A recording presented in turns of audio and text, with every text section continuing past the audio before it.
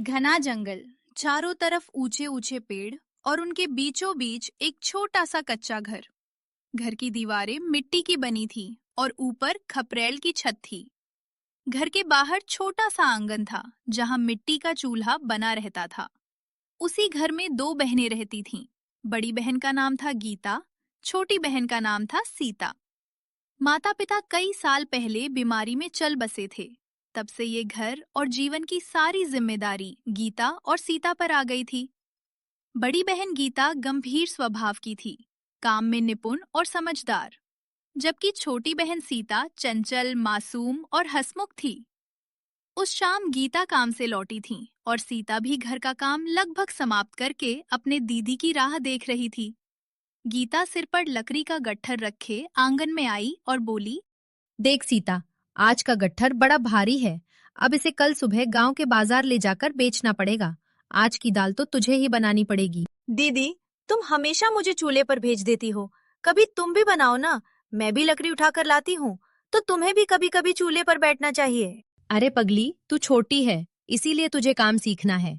चूल्हा चौका, आटा पानी सब समझना होगा, वरना बाद में क्या करेगी। मैं तो चाहती हूँ कि तू सब जान ले।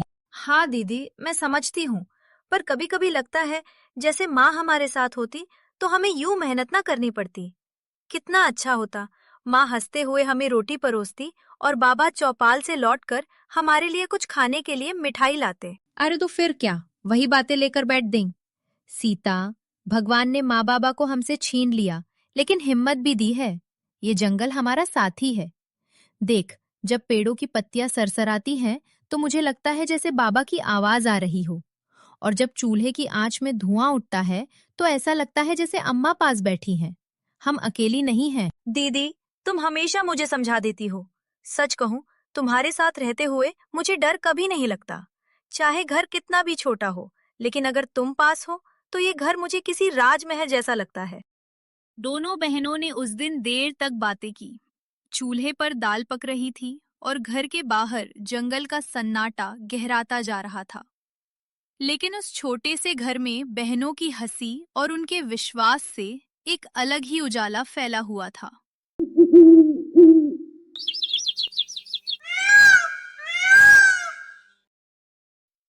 सुबह का समय था।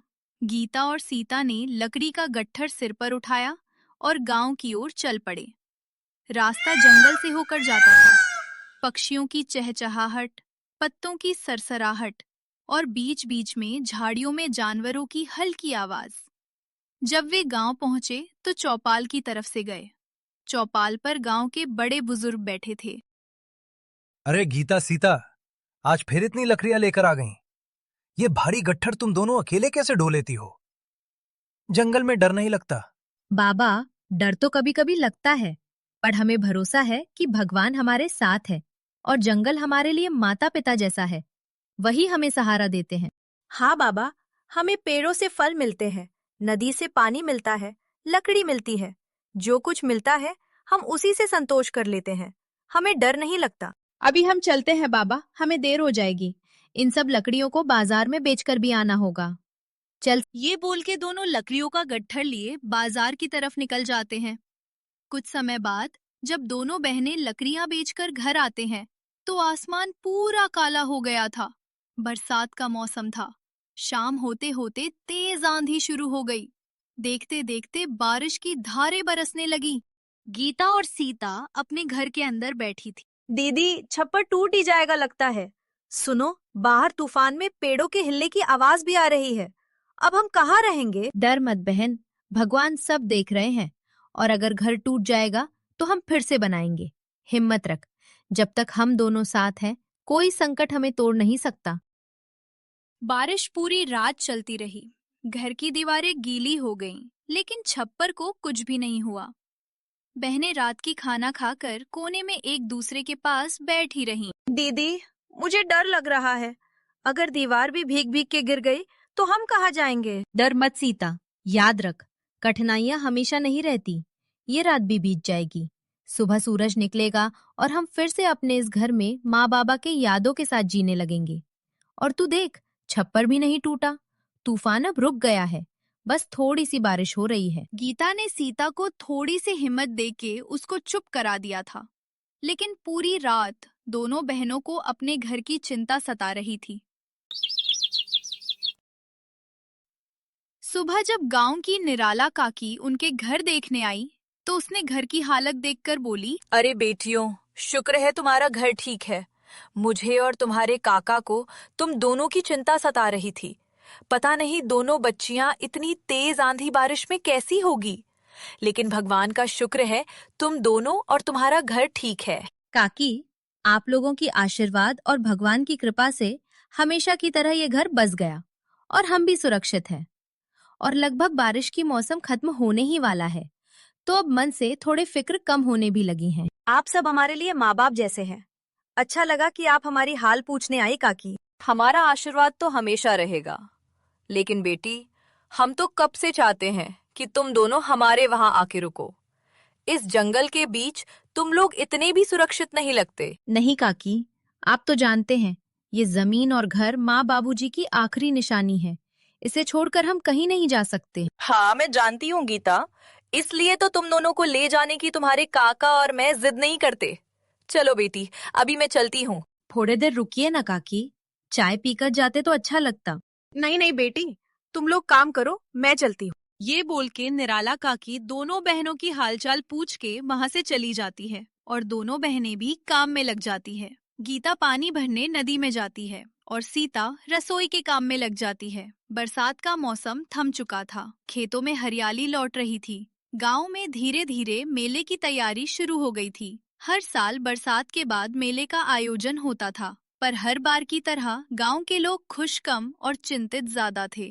कारण था, गांव का जमींदार रामलाल और मुखिया हरखू दोनों आपस में मिले हुए थे और गरीबों से झबरन चंदा वसूलते थे। उस दिन सुबह गीता और सीता घर के आंगन में अनाज सुखा रही थी। चूल्हे पर सीता दलिया चढ़ा चुकी थी। तभी दूर से जमींदार और मुखिया और जमींदार का आदमी दिखते हैं।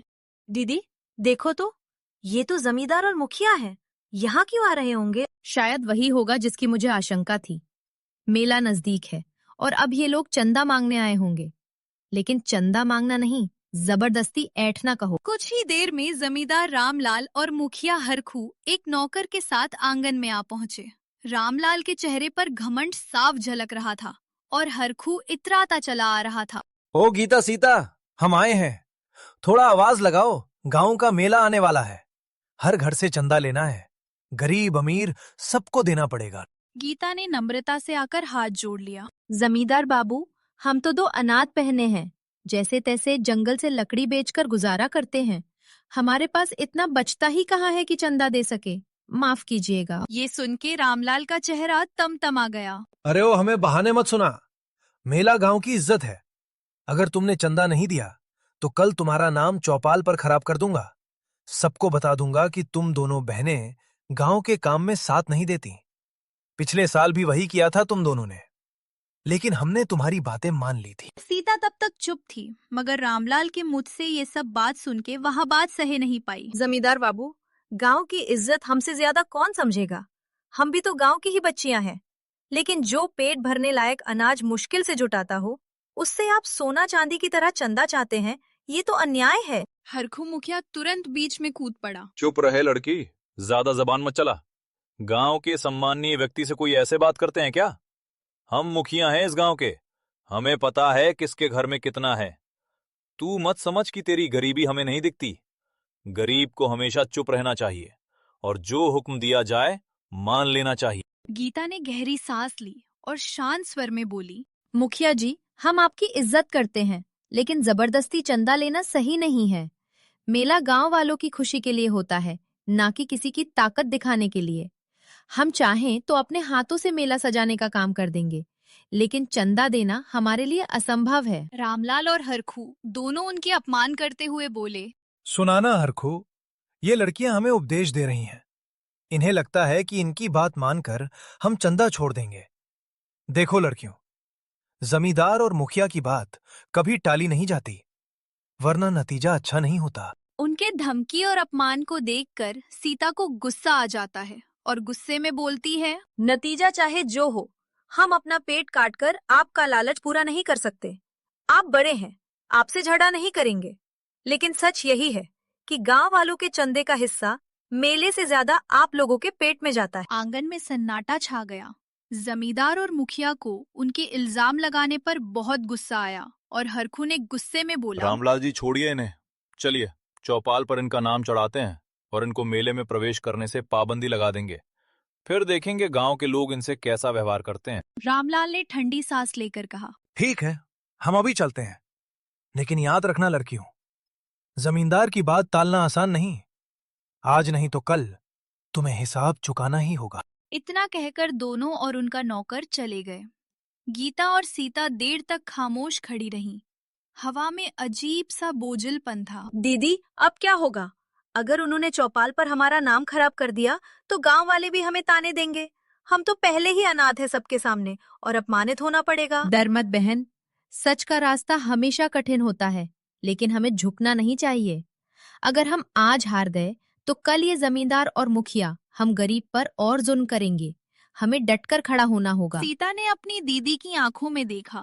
वह डर नहीं बल्कि आग की तरह चमकता हुआ साहस था। उसने सिर हिलाया और बोली, हाँ दीदी, अब चाहे पूरा गांव हमें गलत समझे, पर हम सच से पीछे नहीं हटेंगे। कुछ समय बाद अंधेरा होता है। उस शाम दोनों बहनों ने चूल्हे पर खिचड़ी पकाई, लेकिन उनके दिलों में सवाल गहरे उतरते जा रहे थे। क्या सचमुच अब पूरा गांव उनके खिलाफ हो जाएगा या फिर गांव वाले उनकी सच्चाई को समझेंगे?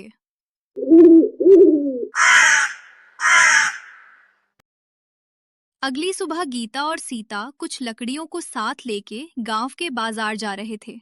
तभी दोनों ने देखा कि जमींदार और मुखिया गांव के कुछ लोगों को जमा करके गांव के होने वाले मेले के बारे में बता रहे थे।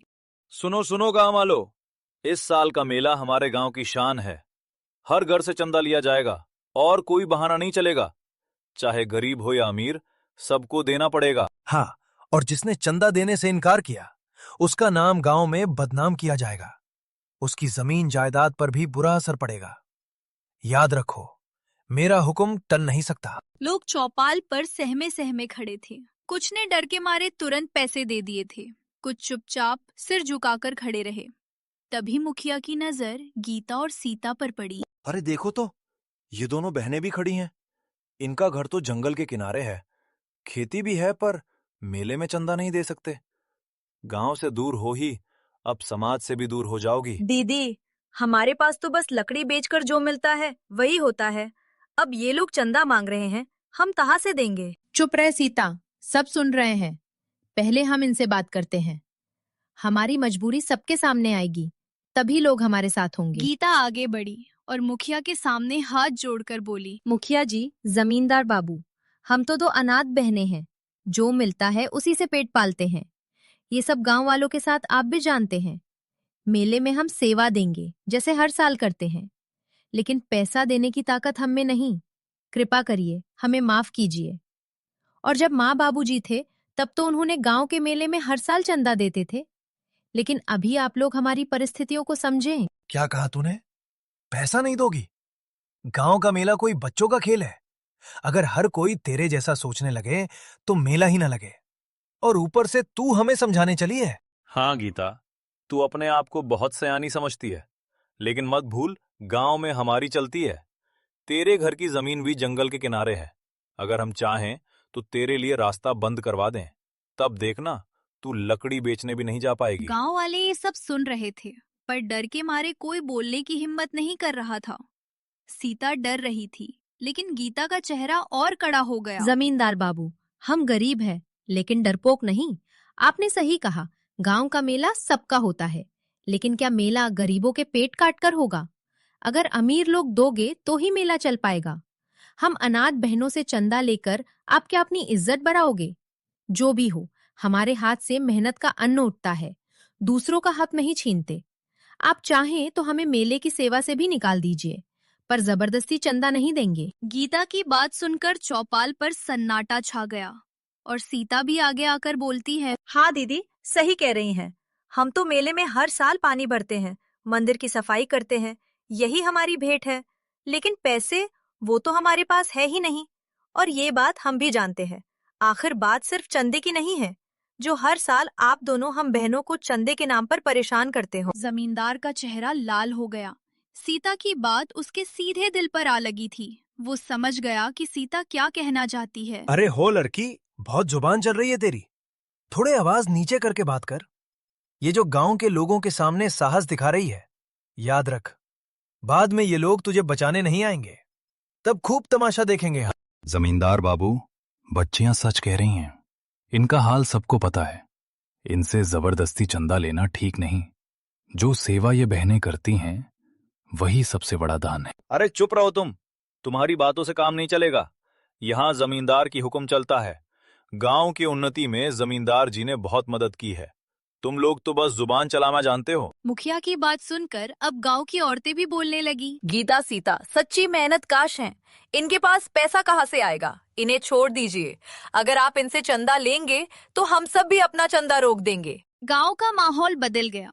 जहां पहले डर था, अब धीरे धीरे विरोध की आवाज उठने लगी।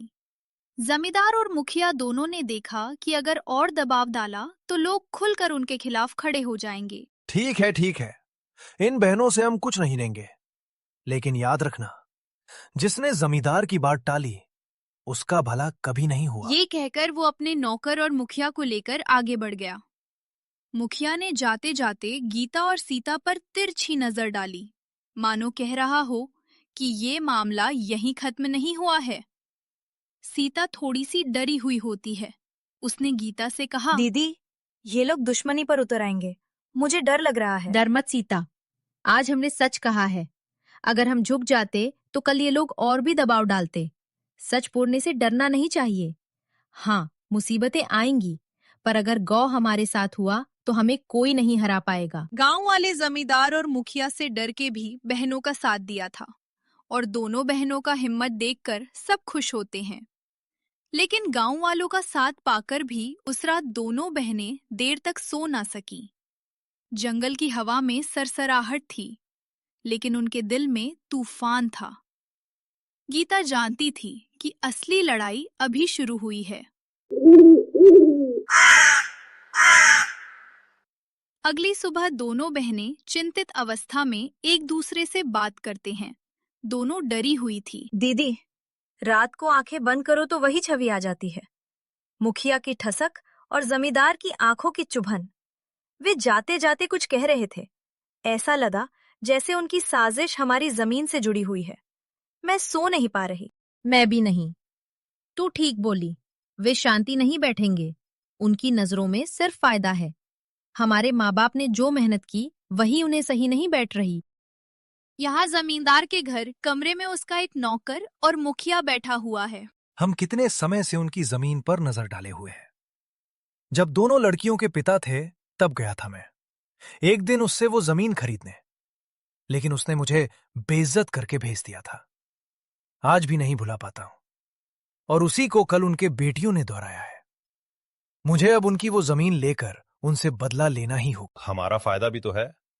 अगर गीता सीता की जमीन हमारे हाथ में आई तो हम वहां आपके नशीली पदार्थ की व्यापार को बढ़ावा भी तो सकेंगे। अरे वही तो मैं कब से चाहता हूं, लेकिन हो नहीं आ रहा।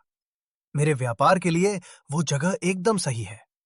अब हमें ये मेले के नाम पर ही उन्हें वहां से खदेड़ने का मौका मिला है, और अगर गांव वाले भी उनकी तरफ से बोले तो सबके सामने दोनों बहनों को कुछ पैसे देकर उस जमीन से निकाल फेंकेंगे। यही सब बात करके सब ये योजना बनाकर दोपहर को ही बहनों के घर मुखिया और जमींदार अपने नौकर के साथ आते हैं। अब तुम्हें तुम्हारी बातों की सजा मिलेगी।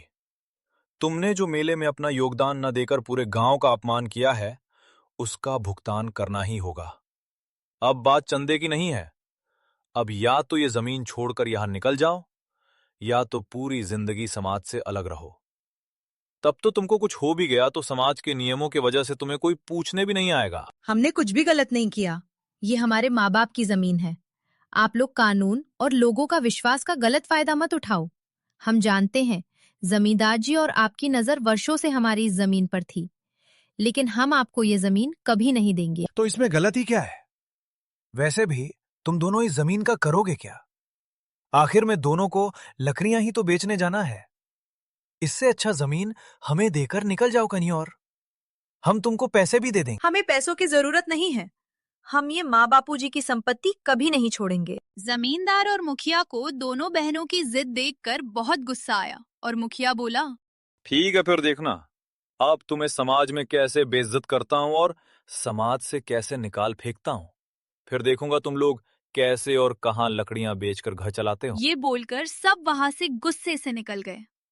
दोनों बहनों को ये सुनकर बहुत डर लगता है और दोनों चिंतित होकर गांव के रामधन काका के पास जाते हैं, जो कि उन्हें अपनी बेटी की तरह मानते थे। बेटियों, क्या हुआ? तुम दोनों थोड़े चिंतित लग रहे हो। वे लोग जमींदार और मुखिया वो हमारी जमीन पर नजर डाल रहे हैं। आज वे लोग हमें धमका कर गए और इसीलिए हम डरे हुए हैं। इन्हें डर दिखाकर लोगों की जायदाद हथियाना कोई नई बात नहीं, पर डरने की कोई बात नहीं है।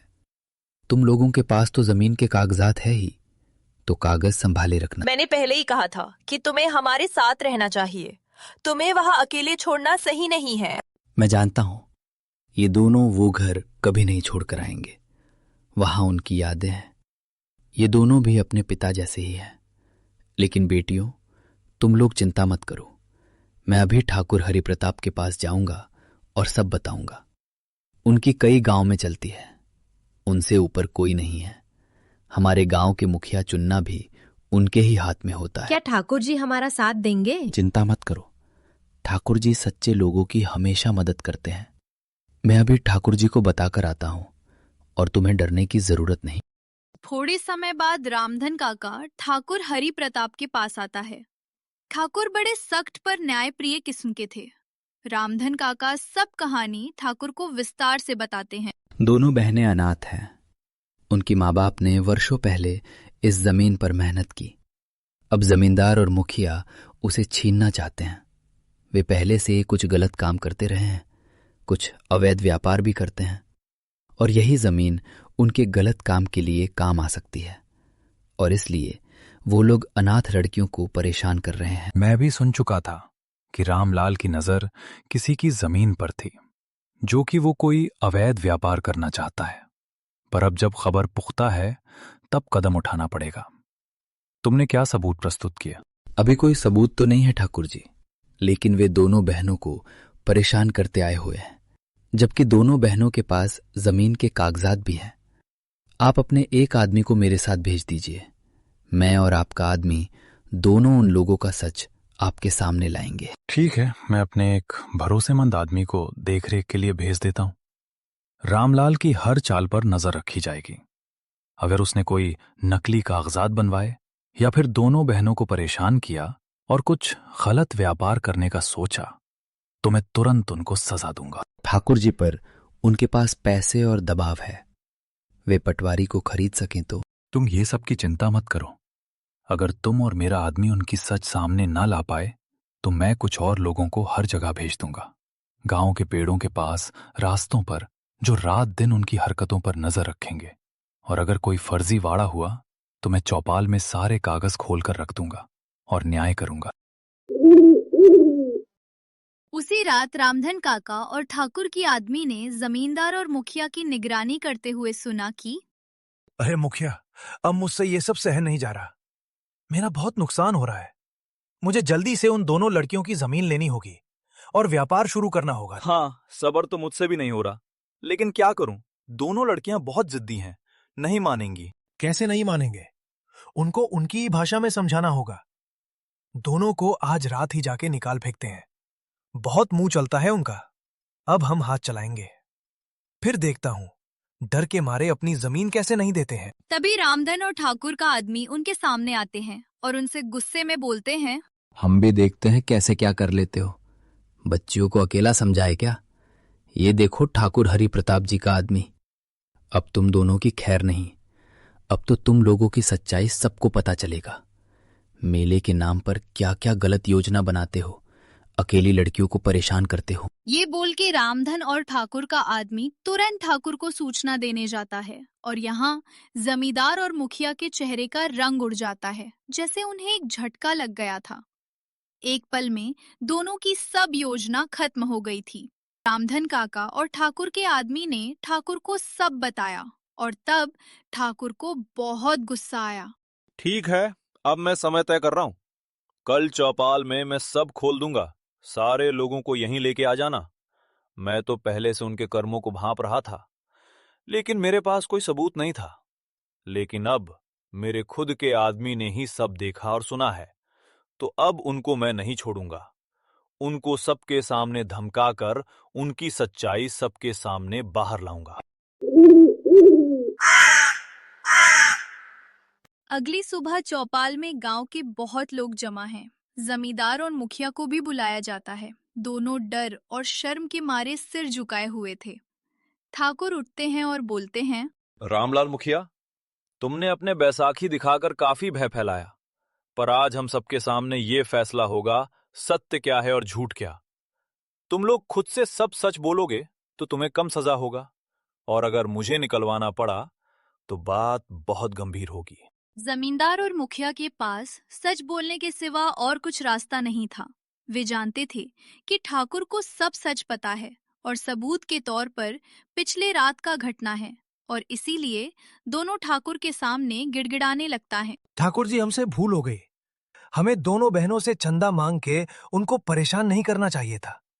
हमें माफ कर दीजिए। वाह, माफी भी ऐसे सफाई से मांग रहे हो जैसे हमको कुछ पता ही नहीं है तुम्हारे बारे में।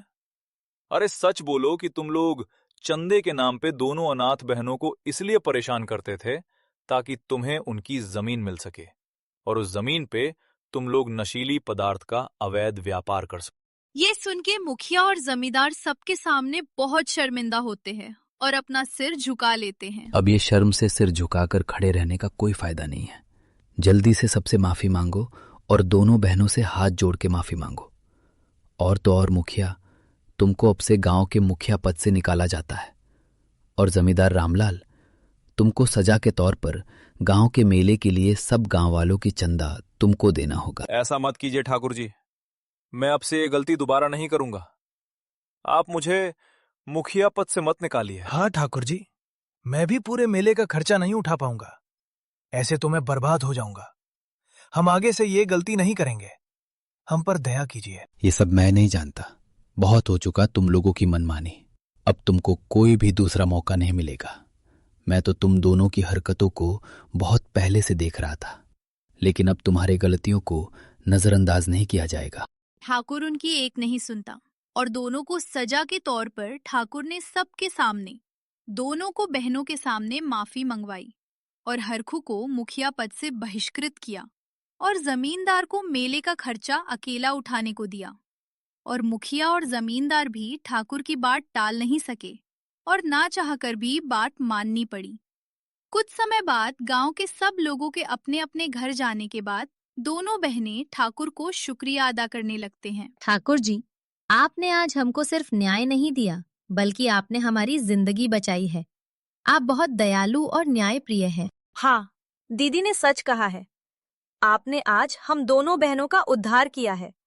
आप नहीं होते तो ये दोनों जमींदार और मुखिया हमको हर साल परेशान करते रहते। अरे इसमें धन्यवाद की कोई जरूरत नहीं है, ये सब मेरा काम है। बहुत से गांव मुझे मानते हैं और इसी मान को रखने के लिए मैं हमेशा सबकी मदद करता हूं। और अगर धन्यवाद देना ही है तो अपने रामधन काका को दो। इन्हीं को तुम दोनों को न्याय दिलाने का श्रेय जाता है। ये तो हमारा सौभाग्य है कि हमें इनके जैसा काका मिला है। भले ही खून का रिश्ता न हो, फिर भी इन्होंने खून के रिश्तों से हमेशा ज्यादा निभाया है। आपका बहुत बहुत शुक्रिया काका। आपका शुक्रिया काका। आप हमेशा हम पर अपना प्यार और आशीर्वाद बनाए रखना। अरे अरे, ये क्या बोल रहे हो तुम दोनों? भला अपनों से क्या ही शुक्रिया कहना। और वैसे भी मेरा और तुम्हारी काकी का आशीर्वाद और प्यार तुम दोनों पर हमेशा से था और रहेगा। बस ये शुक्रिया बोलकर शर्मिंदा मत करो। यही सब बात करके सबके चेहरे पर हंसी आ जाती है और सब हंसी खुशी घर चले जाते हैं।